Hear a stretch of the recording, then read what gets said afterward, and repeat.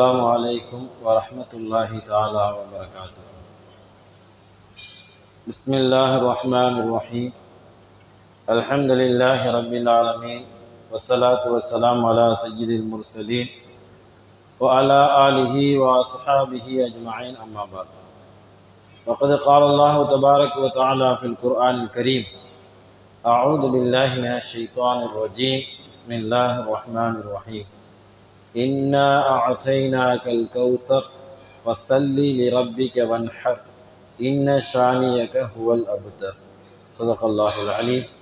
وقال النبي صلى الله عليه وسلم: ما عمل آدمي من عمل يوم النحر أحب إلى الله من إهراق الدم إلى آخر الحديث، أو كما قال عليه الصلاة والسلام.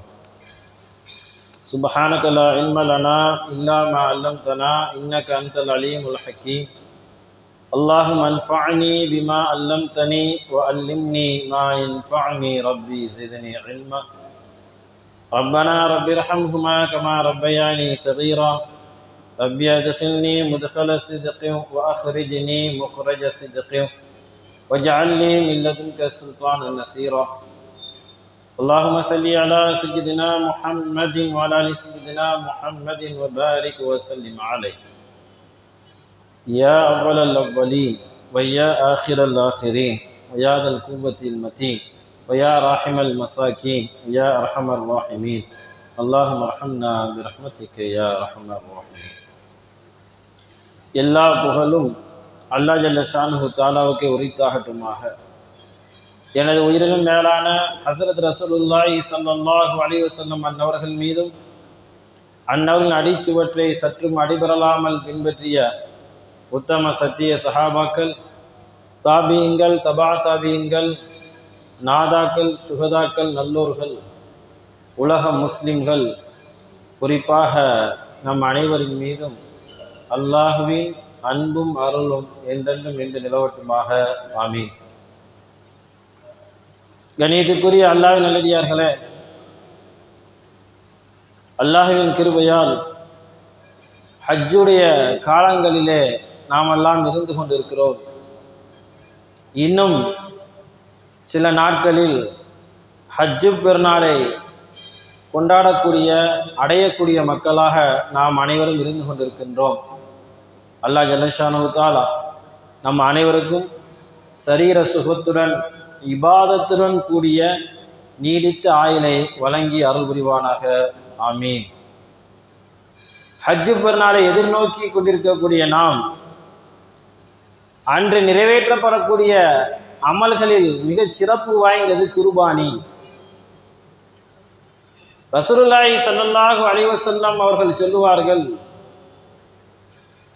மா அமில யௌமன் நஹரி அஹப்பு இலல்லாஹ்.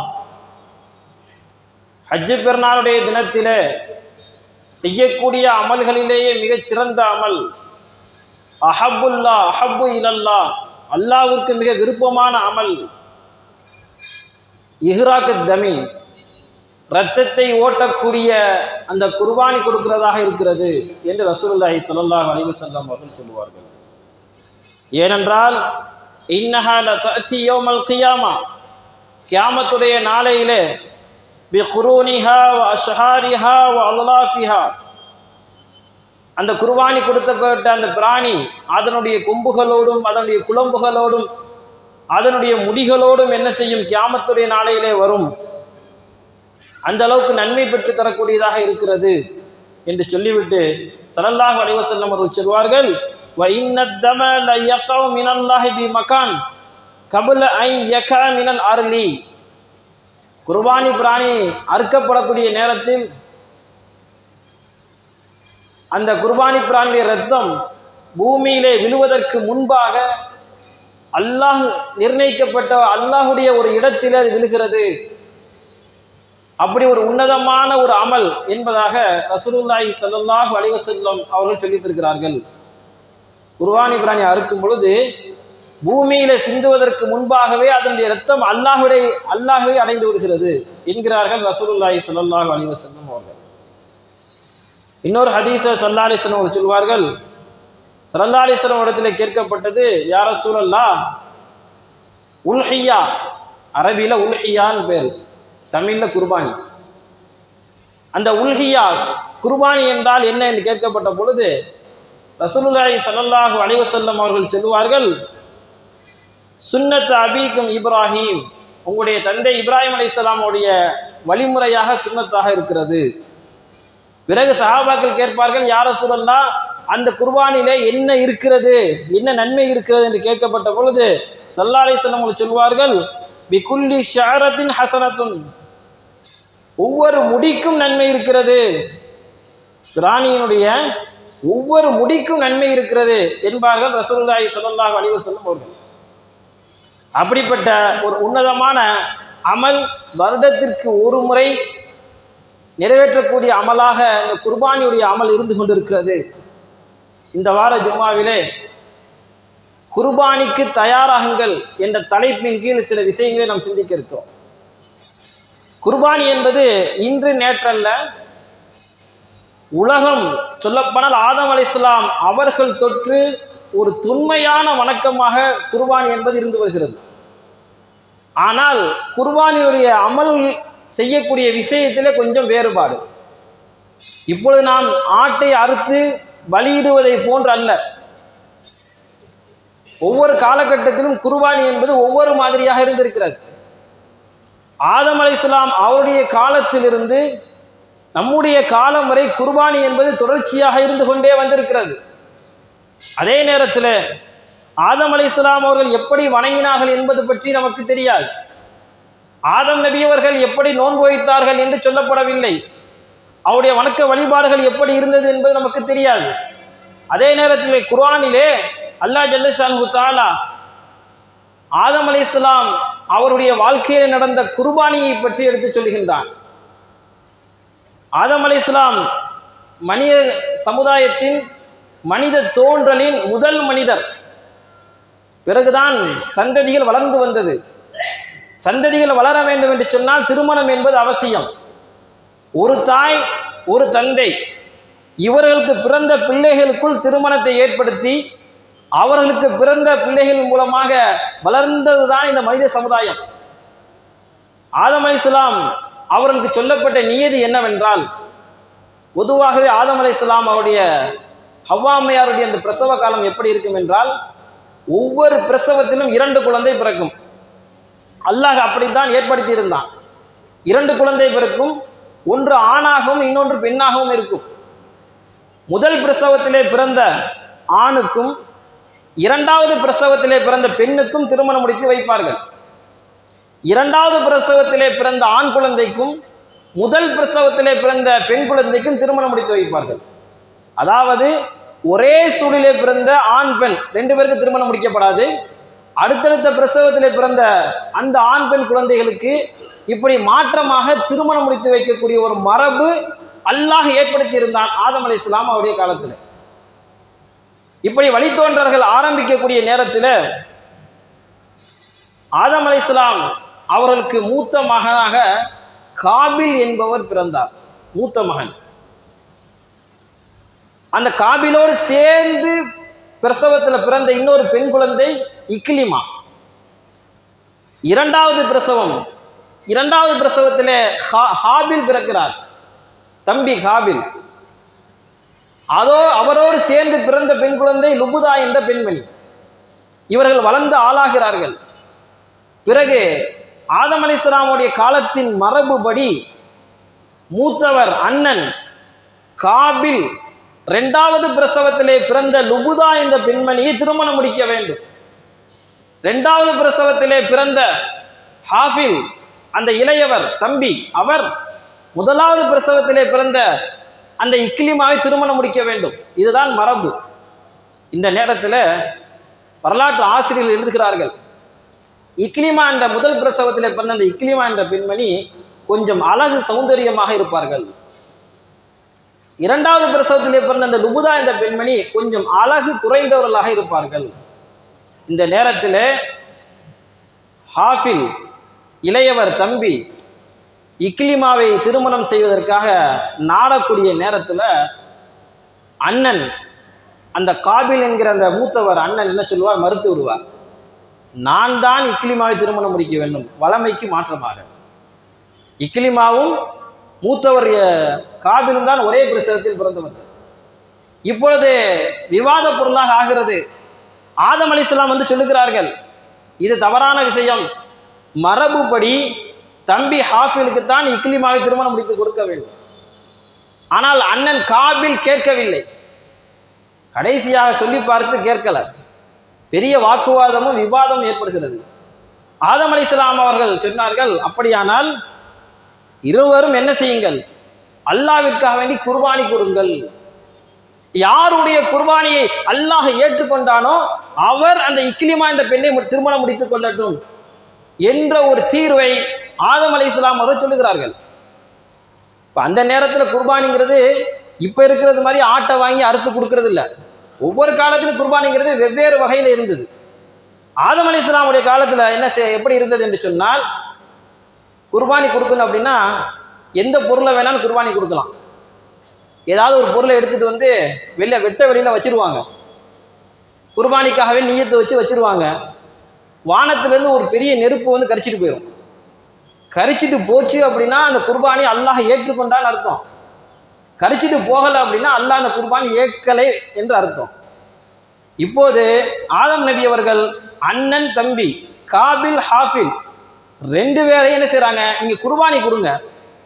யாருடைய குர்பானி அல்லாஹ்விடத்தில் ஏற்றுக்கொள்ளப்படுகிறதோ அவருக்கு இக்லிமாவை முடித்து வைத்து விடலாம்.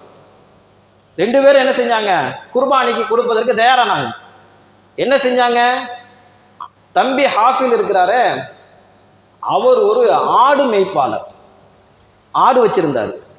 அதனால அவருடைய இருக்கிறதுலேயே நல்ல கொளுத்த நல்ல ஆட்டை எடுத்துட்டு கொண்டு போய் வெட்ட வழியில் வச்சார். அண்ணன் இருக்கிறாரு காபில், தவறான முறையில் திருமணம் முடிக்கணும்னு ஆசைப்பட்டவர். அவர் என்ன செஞ்சாரு, அவர் ஒரு விவசாயி.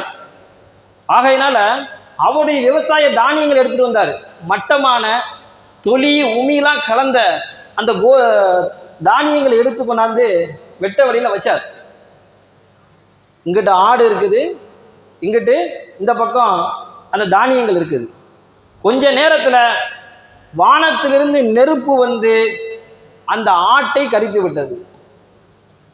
அப்படியானால் தம்பி ஹாஃபிலுடைய குர்பானியை அல்லாஹ் ஏற்றுக்கொண்டு விட்டான். அதைத்தான் குர்ஆன் அல்லாஹ் வசனத்தில் சொன்னா, இது தகர்ரபா குர்பான ஃபதுகுபில மின் அஹதிஹிமா.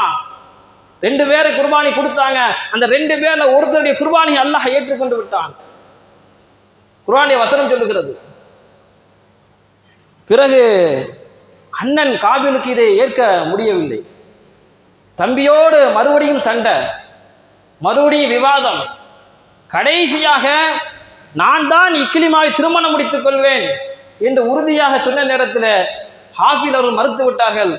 இறுதியாக என்ன நடந்தது, அண்ணன் தம்பியை பெண்ணுக்காக கொலை செய்து விட்டார். உலகத்தில் நடந்த முதல் கொலை குர்ஆன்ல இருக்குது. கொலை செஞ்சதுக்கு பிறகு அதை எப்படி அடக்கம் பண்றதுன்னு தெரியல. எந்த ஒரு விஷயமே ஒரு முன்மாதிரி இருக்கணும்ல. அப்பதான் முதல் இறப்பு கொலை நடக்குது. ஆனா அந்த உடலை வந்து எப்படி அடக்கம் செய்யறதுன்னு தெரியல. அண்ணங்காரர் முழிச்சு போய் நிற்கிறாரு. அல்லாஹ் ஜல்லஷானு தஆலா ஒரு காகத்தை காண்பித்து, ஒரு காகம் இறந்து போய் இருந்துச்சு, இன்னொரு காகம் என்ன செஞ்சுச்சு, அந்த காகத்தை அடக்கம் பண்ணிச்சு. அப்படியே அந்த இன்னொரு காகம் மண் அப்படியே கொஞ்சம் அதனுடைய கால்னால கொஞ்சம் தோண்டி இன்னொரு காகத்தை அதில் தள்ளி விடுச்சு, இறந்து போன காகத்தை. இதை பார்க்க வைத்து இப்படித்தான் அடக்கம் செய்ய வேண்டும் என்று அல்லாஹ் ஜல்லஷானு தஆலா அந்த காபிலுக்கு சொல்லி கொடுத்தான். உலகத்தின் முதல் கொலை அந்த பெண்ணால் ஏற்பட்டது. அதே போன்று குர்பானி என்பது ஆதம் அலைஹிஸ்ஸலாம் அவர்கள் முதல் இன்று வரையும் கியாமத்து நாள் வரை நடக்கக்கூடிய மிக முக்கியமான அமல். முந்தைய காலத்தில் கொஞ்சம் வேறுபாடு இருந்துச்சு குர்பானியுடைய விஷயத்தில். அல்லாஹ் ஜல்லஷானு தஆலா குர்ஆனில் அந்த விஷயங்களை எல்லாம் சொல்லி காட்டுகின்றான். பெருமானார் ஸல்லல்லாஹு அலைஹி வஸல்லம் அவர்கள் நமக்கு சொல்லக்கூடிய மிக முக்கியமான செய்தி குர்பானி சம்பந்தமாக, அந்த ஹஜ்ஜு பெருநாளுடைய தினத்தில் நம்ம செய்யக்கூடிய மற்ற எல்லா அமல்களை காட்டிலும் மிகச்சிறந்த அதிகம் நன்மைகளை தரக்கூடிய ஒரு முக்கியமான அமல் குர்பானி.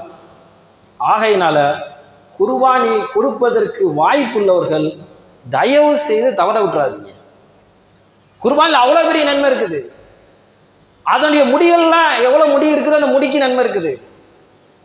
இன்னும் வேறு ஹதீசுகள்ல வருது, அந்த குர்பானி பிராணி நாளைக்கு சிராத்துல் முஸ்தகீம் பாலத்தில் நமக்கு என்ன செய்யும், ஒரு பாலத்தில் செல்வதற்குரிய ஒரு வாகனமாக நமக்கு வரும். அப்பேற்பட்ட ஒரு உன்னதமான ஒரு சிறப்பு மிக்க ஒரு அமல் இன்ஷா அல்லாஹ் ஹஜ் பெருநாள் தினத்தில் நிறைவேற்றக்கூடிய ஒரு அமல் நமக்காக நம்ம எதிர்நோக்கி காத்து கொண்டிருக்கிறது. அதற்காக வேண்டிய முன் தயாரிப்பு, குர்பானி பிராணி வாங்குறதுல இருந்து அது சரியான முறையில் பராமரிக்கிறதுல இருந்து நல்ல நிய்யத்துகள், அல்லாஹுக்காகவே நான் குர்பானி கொடுக்கிறேன் என்ற நிய்யத்து வைக்கிறதிலிருந்து நாம் தயாராக வேண்டிய மிக முக்கியமான காலகட்டத்திலே நாம் இருந்து கொண்டிருக்கின்றோம். பெருமானார் ஸல்லல்லாஹு அலைஹி வஸல்லம் அவர்கள் இந்த குர்பானி நமக்கு எப்படி வந்தது, இந்த குர்பானுடைய பின்னணி என்ன என்றெல்லாம் நமக்கு ஹதீஸிலும் வரலாறுகளும் நமக்கு சொல்லித் தருகிறது. நம்ம நிறைய கேள்விப்பட்டிருக்கலாம். எதை மறந்தாலும் குர்பானி நம்ம என்ன செய்ய மாட்டோம், மறக்க மாட்டோம். குர்பானுடைய வரலாறை நம்ம மறக்க மாட்டோம். ஏன்னா 4000 வருடத்திற்கு முந்தைய வரலாற்றை இன்னைக்கு நம்ம கேட்கும் பொழுது அப்படியே சிலிர்ப்பு ஏற்படுகிறது. இப்ராஹிம் அலைஹிஸ்ஸலாமுடைய சம்பவம் இன்னைக்கு நேற்று அல்ல, வரலாற்று ஆசிரியருடைய கணக்குப்படி கிட்டத்தட்ட 3000 ஆண்டுகளுக்கு முன்பாக உள்ள விஷயம். அந்த விஷயத்தை ஒவ்வொரு ஹஜ் பெருநாள் நேரத்தில் நம்ம கேட்கிறோம். கேட்கக்கூடிய அந்த நிமிடங்கள் நம்முடைய உள்ளம் எப்படி இருக்கிறது, அப்படியே சிலிர்த்து போய் விடுகிறது. ஒரு தந்தை எப்படி நடந்து கொள்ள வேண்டும், ஒரு மகன் எப்படி தந்தைக்கு கட்டுப்பாடு நடந்து கொள்ள வேண்டும், அப்படிப்பட்ட ஒரு உன்னதமான வரலாறுக்கு சொந்தக்காரர்கள் இப்ராஹிம் அலைஹிஸ்ஸலாம் அவர்களும் இஸ்மாயில் அலைஹிஸ்ஸலாம் அவர்களும். நம்ம அடிக்கடி கேள்விப்பட்டிருக்கலாம் வரலாறுகள். இப்ராஹிம் அலைஹிஸ்ஸலாம் அவர்கள் தன்னுடைய மகனாரிடத்தில் வந்து சொல்வார்கள், குர்ஆனிலே வரக்கூடிய அந்த வசனம், ஃபலம்மா பலக மஅஹு ஸய்ய قال يا بني إني أرى في المنام أني أذبحك فانظر ماذا ترى. தந்தை இப்ராஹிம் அலைஹிஸ்ஸலாம் அவர்கள் தன்னுடைய மகனார் இஸ்மாயில் அலைஹிஸ்ஸலாம் இடத்தில் கேட்கிறார்கள், என்னுடைய அருமை மகனே, நான் இப்படி ஒரு கனவு கண்டேன், உன்னை அறுத்து பலியிடுவதாக நான் கனவு கண்டேன். இது அல்லாஹ்வுடைய உத்தரவாக இருக்கிறது. ஃபன்னுரு மாதா தரா, உன்னுடைய அபிப்பிராயம் என்ன? ஒரு தந்தை எப்படி பிள்ளையை அணுகணும் அப்படிங்கிற ஒரு முறையை சொல்லி கொடுக்குறாங்க. இன்னைக்கு தந்தை வந்து சரியான முறையில் தன்னுடைய பிள்ளையை அணுகிறது இல்லை, தன்னுடைய பிள்ளைகளை சரியான முறையில் நடந்து கொள்றது இல்லை. இப்ராஹிம் அலைஹிஸ்ஸலாம் அழகான முறையில் எடுத்து சொன்னாங்க, உன்னுடைய அபிப்பிராயம் என்ன? தந்தை என்ன செய்யணும், நம்ம தான் குடும்பத்துடைய பொறுப்புதாரி, என்ன வேணாலும் செஞ்சுட்டு போகலான்னு போகக்கூடாது. தன்னுடைய குழந்தை இடத்துல பிள்ளை இடத்துல அபிப்பிராயம் கேட்கணும். குறிப்பாக பாலிகான வயது வந்த பிள்ளைகளிடத்துல கொஞ்சம் என்ன செய்யணும், கொஞ்சம் மசூர ஆலோசனை செய்யணும். இப்ராஹிம் அலைஹிஸ்ஸலாம் அவர்கள் தன்னுடைய பிள்ளை இடத்துல கேட்டார்கள், இப்படி ஒரு கனவு கண்டேன், அல்லாஹ்வுடைய உத்தரவு, உன்னுடைய அபிப்பிராயம் என்ன? இஸ்மாயில் அலைஹிஸ்ஸலாம் என்ன சொன்னாங்க, தந்தைக்கு முழுமையாக கட்டுப்பட்டு சொன்னாங்க, சத்தஜிதுனி இன்ஷா அல்லாஹு மினஸ் சாபிரீன்.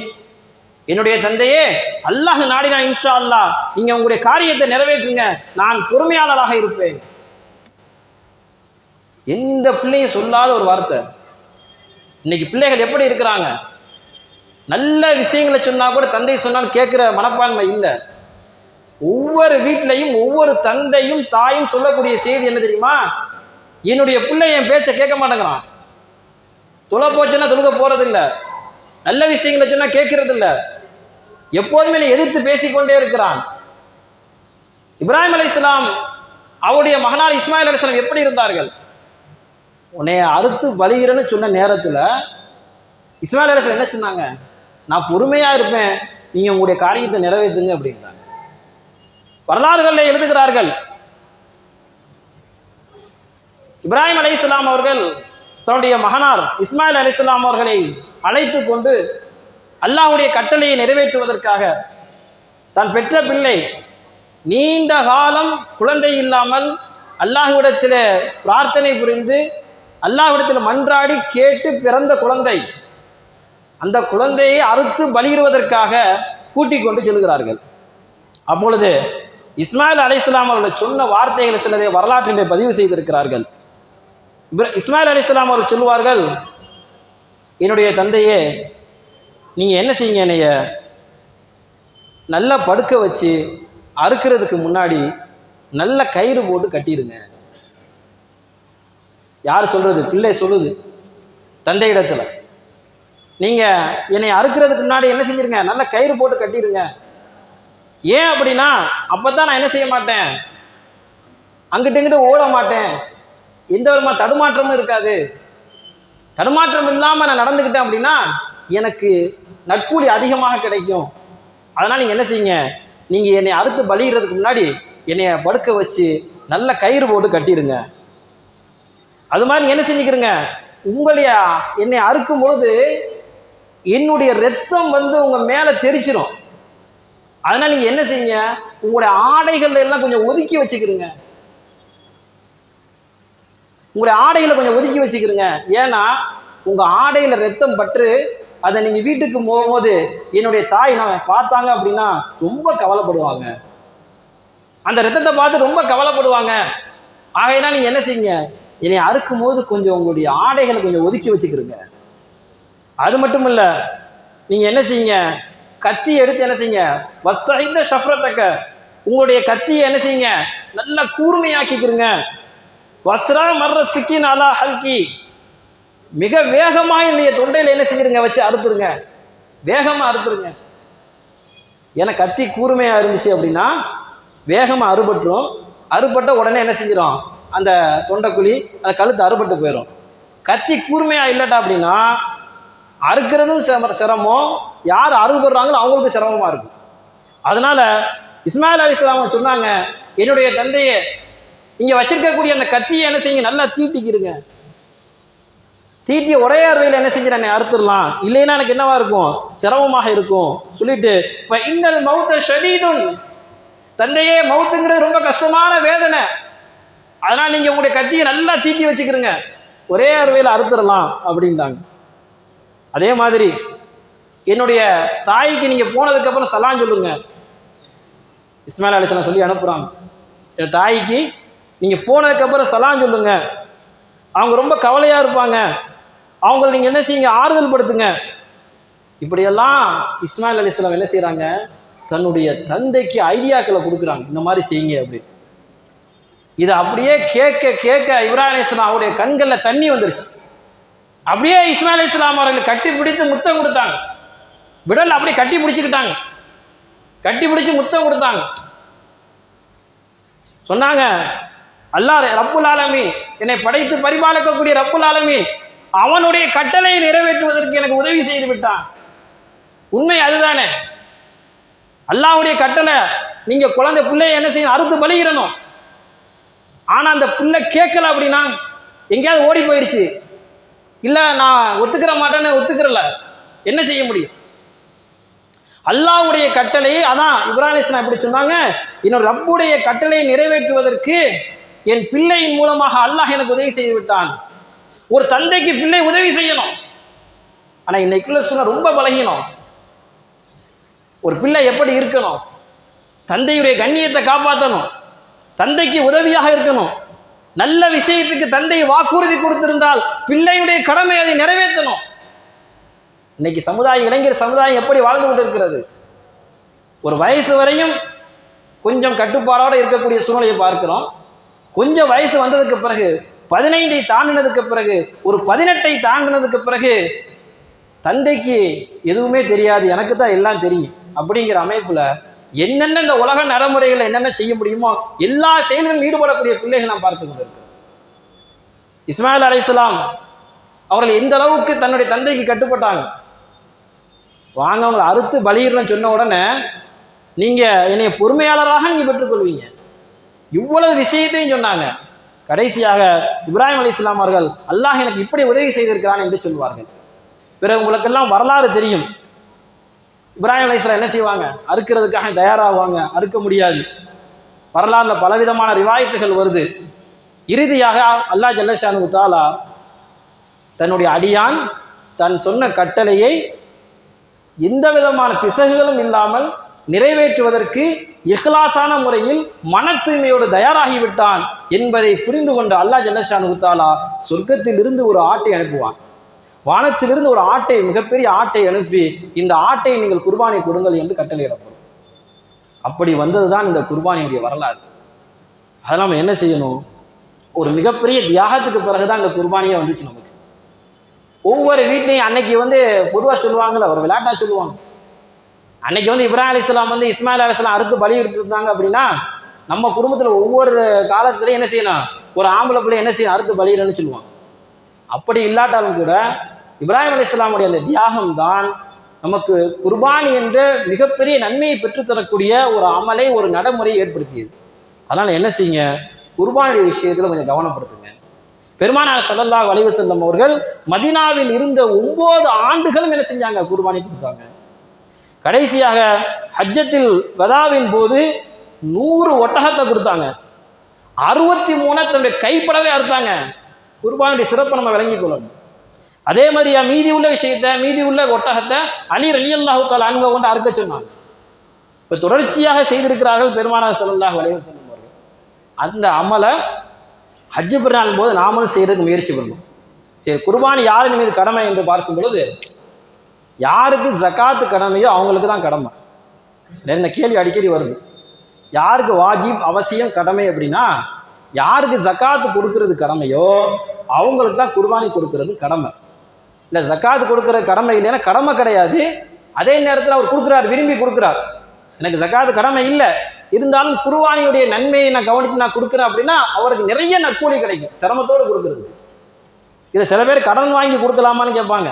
கடன் வாங்கி கொடுக்கறதுக்கு மார்க்கத்தில் அனுமதி இல்லை. அதே நேரத்தில் இப்போதைக்கு கையில் காசு இல்லை, அடுத்த மாதம் கையில் எனக்கு நிறையா காசு வந்துடும், இன்னொரு இடத்துல இருக்குது, கிடைக்கிறதுக்கு வாய்ப்பு இருக்குது அப்படின்னா நம்ம என்ன செய்யலாம்? தாராளமாக கடன் வாங்கி கொடுக்கலாம், தவறு கிடையாது. ஆனால் கஷ்டப்பட்டு கடன் வாங்கி கொடுக்கணும் அப்படிங்கிறது கிடையாது. எந்த எண்ணத்தில் குர்பானி கொடுக்கணும் அப்படின்னா, அல்லாஹ் நமக்கு கொடுத்துருக்கிறது எல்லாமே அவனுடையது. இந்த சொத்து சுகம் காசு பணம் எல்லாமே அவன் கொடுத்தது, அவனுக்காக வேண்டிய தியாகத்தோடு நம்ம கொடுக்கணும் அப்படிங்கிற எண்ணத்தோடு என்ன செய்யணும்? இந்த குர்பானி நம்ம கொடுக்கணும். குர்பானியுடைய நன்மையை நம்ம நிறையா பார்த்துருக்குறோம். குர்பானி கொடுக்கறதுனால உலகத்தில் நிறைய நன்மை கிடைக்குது. நம்முடைய சந்ததிகள் பாதுகாக்கப்படுகிறார்கள், நம்முடைய குடும்பம் பாதுகாக்கப்படுகிறது, நமக்கு வரக்கூடிய பலா முசீபத் தடுக்கப்படுகிறது. இதையெல்லாம் மனசில் வச்சு அந்த குர்பானி என்ன செய்யணும்? முக்கியத்துவமாக கருதலாம். நாளைக்கு மறுமையில் நிறைய நன்மை தரக்கூடிய மிக முக்கியமான ஒரு அமலாக ரசூலுல்லாஹி ஸல்லல்லாஹு அலைஹி வஸல்லம் அவர்கள் சொல்லி தந்திருக்கிறாங்க. அதனால தான் யாருக்கு கடமையாக இருக்குதோ அவங்க குர்பானி கொடுக்காம என்ன செய்ய வேண்டாம்? ஈத்கா மைதானத்துக்கு வர வேணாம் அப்படின்னு ஒரு ஹதீஸில் வந்திருக்கு. ஆகையினால குர்பானி என்ன செய்ய நம்ம கண்டிப்பாக யாருக்கு கடமை இருக்குதோ கண்டிப்பாக கொடுங்க. வாய்ப்புள்ளவர்கள் அதனுடைய நன்மையை கருதி என்ன செய்யுங்க? குர்பானியை கொடுங்க. இப்போ குர்பானி பிராணி நம்ம வாங்கணும் அப்படின்னா சில சட்டத்திட்டங்கள் நம்ம கவனிச்சுக்கிறோம். குர்பானி பிராணிங்கிறது நம்ம 3ல் தான் கொடுக்க முடியும். ஒன்று ஆடு, மாடு, ஒட்டகம். இதை 3 தவிர வேறு எதுலையும் கொடுக்க முடியாது. சில பேர் வேறு பொருளை கேள்வி கேட்குறாங்க. ஆடு, மாடு, ஒட்டகம். ஆடு ஆரம்பிச்சுன்னா 1 வருஷம் பூர்த்தியாக இருக்கணும், வருஷத்தை கவனிச்சுக்கணும். 1 வருஷம் பூர்த்தியாக இருக்கணும், 2வது வருஷத்தில் அடி எடுத்து வச்சிருக்கணும். மாடாக இருந்துச்சு அப்படின்னா 2 வருடம் பூர்த்தியாக இருக்கணும், 3வது வருடத்தில் அடி எடுத்து வச்சிருக்கணும். ஒட்டகமாக இருந்துச்சு அப்படின்னா 5 ஆண்டுகள் பூர்த்தியாக இருக்கணும், 6வது வருடத்தில் அடி எடுத்து வச்சிருக்கணும். இந்த 3க்கு ஷர்த்து இதுதான். அதே நேரத்தில் பிராணியை வாங்கும் பொழுது, பிராணியை தேர்வு செய்யும் பொழுது சில விஷயங்களை கவனிச்சுக்கணும். குறிப்பாக கொம்பு அடிக்கடி கேட்கக்கூடிய கேள்வி. கொம்பு பிறவியிலே இல்லை அப்படின்னா அந்த பிராணியை குர்பானி கொடுக்கறது கூடும். இடையில ஒடிக்கப்பட்டிருக்கு அப்படின்னா ஒடித்தனுடைய அளவு பாதி தான் ஒடிக்கப்பட்டிருக்கு அப்படின்னா கொம்பை கவனிக்கணும். பாதி தான் ஒடிக்கப்பட்டிருக்கு அப்படின்னா அந்த குர்பானி பிராணி கூடும். அந்த கொம்பு உடைஞ்சது நல்லா உடைஞ்சிருக்குது, கிட்டத்தட்ட அந்த மண்டையினுடைய ஓடு வரை உடைஞ்சிருக்கு அப்படின்னா அந்த பிராணி நம்ம குர்பானி கொடுக்கக்கூடாது. அதே மாதிரியே பிறவிலே குருடு, கண்ணு தெரியாது, ஒரு கண்ணு தெரியாது, இதெல்லாம் என்ன செய்யக்கூடாது? குர்பானி பிராணிக்கு தகுதியான பிராணி அல்ல, கொடுக்கக்கூடாது. அதே மாதிரியா நொண்டியாக இருந்துச்சு அப்படின்னா, கால் ஊனமாக இருக்குது அப்படின்னா, அதனால் எந்திரிச்சு போய் 1 கால் 2 கால் ஊனமாக இருக்குது ஆனால் அட்ஜஸ்ட் பண்ணி கொஞ்சம் தடுமாற்றத்தோடு போய் மேய்ஞ்சிக்கிறோம் அப்படின்னா அந்த குர்பானி பிராணி கொடுக்கலாம். இல்லை படுத்த படுக்கையாக தான் இருக்குது, எந்திரிக்காது, போய் அதுக்கு தேவையானதை கொண்டு போய் பக்கத்தில் போட்டால் தான் சாப்பிடணும் அப்படின்னா அந்த பிராணி குர்பானி பிராணிக்கு தகுதி கிடையாது. அதே மாதிரியே காதை பார்க்கணும். பிறவிலேயே காது இல்லை அப்படின்னா அது குர்பானி பிராணிக்கு தகுதியான பிராணி இல்லை, கொடுக்கக்கூடாது. இடையிலேயே காது அறுபட்டுருக்கு அப்படின்னா அதனுடைய அளவை பார்க்கணும். காதுக்கும் சரி வாளுக்கும் சரி இடையில அறுபட்டு இருந்துச்சுன்னா 2னுடைய அளவை நம்ம பார்க்கணும். 3ல் 2 பகுதி அளவு காது இருக்குது அல்லது வால் இருக்குது, ஒரு பகுதி தான் வெட்டப்பட்டு போயிருக்கு அப்படின்னா அந்த பிராணியை கொடுத்துக்கலாம். இல்லை மூணுல ஒரு பங்கை விட 2 பங்கை விட அதிகமா என்ன செய்ய வெட்டப்பட்டிருக்கு அப்படின்னா அந்த குர்பானி பிராணி நம்ம தகுதி கிடையாது, குர்பானி கொடுக்கறது கூடாது. அப்போ காதுடைய விஷயத்தை கவனிக்கணும், வாழை கவனிக்கணும், கொம்பை பொறுத்தவரையும் அது ரொம்ப உடஞ்சிருந்தா தான். அதே மாதிரி கண்ணு குருடா இருக்கு அப்படிங்கிறத நம்ம பார்த்துக்கிறணும். ரொம்ப மெலிஞ்சு போயிருக்கு அப்படின்னா அதை கொடுக்கக்கூடாது. ரொம்ப எலும்பும் தோலுமா வெளியில எலும்புலாம் தெரியுது அப்படின்னா அந்த பிராணியை கொடுக்கக்கூடாது. அதே மாதிரி தோல் நோய் இருக்குது, ஆட்டுலையோ மாட்டுலையோ குர்பானி பிராணிக்காண்டி வாங்கும் போது தோல் நோய் இருக்குது அப்படின்னா கொளுத்ததாக இருந்தால் என்ன செஞ்சுக்கலாம், அதை குர்பானி பிராணிக்கு எடுத்துக்கலாம். இல்லை தோல் நோய் இருக்குது, அதே ரொம்ப மெலிஞ்சு போயிருக்கு அப்படின்னா அது குர்பானி பிராணிக்கு தகுதி கிடையாது. அதே மாதிரியே பைத்தியம் பிடித்த ஆடு மாடுகள், பைத்தியமாக ஆடு மாடு இருக்குதே, அது போய் தானால மேய்ஞ்சிச்சு அப்படின்னா பிரச்சனை இல்லை, குர்பானிக்கு தகுதியான பிராணி. இல்லை அது ஒரு மாதிரியா சுற்றிக்கிட்டு இருக்குது, அது தானா போய் மேயவும் செய்யாது அப்படின்னா, சாப்பிடாது அப்படின்னா அது குர்பானி பிராணிக்கு தகுதி கிடையாது. இதையெல்லாம் நாம் கவனித்துக் கொள்ளணும். இன்னும் சில விஷயங்கள் இருக்கிறது. குர்பானி பிராணியுடைய அந்த வாங்கக்கூடிய அந்த நேரத்தில் முழுமையாக நல்ல கொளுத்த நல்ல காது வால் மெயினாக இருக்கக்கூடிய விஷயம் கண்ணு, இதையெல்லாம் நம்ம பார்த்து வாங்கணும். அப்படி குறையில்லாத பிராணியை வாங்கி அல்லாஹ்வுடைய கிருபையில் ஹஜ்ஜு பெருநாள் தினத்தன்று குர்பானியை கொடுப்பதற்கு முயற்சி செய்யுங்க. அதில் நிறைய நன்மைகள் இருக்கிறது. அல்லாஹ் ஜல்லஷானு தஆலா வரக்கூடிய ஹஜ்ஜு பெருநாளிலே அமைதியோடும் சந்தோஷத்தோடும் குர்பானி என்ற உன்னதமான அமலை நிறைவேற்றக்கூடிய ஒரு நல்ல வாய்ப்பினை அனைவருக்கும் தந்தல் புரிவானாக. ஆமீன். வாஹிர் தவான் அல்ஹம்துலில்லாஹி ரபில் ஆலமீன். அஸ்ஸலாமு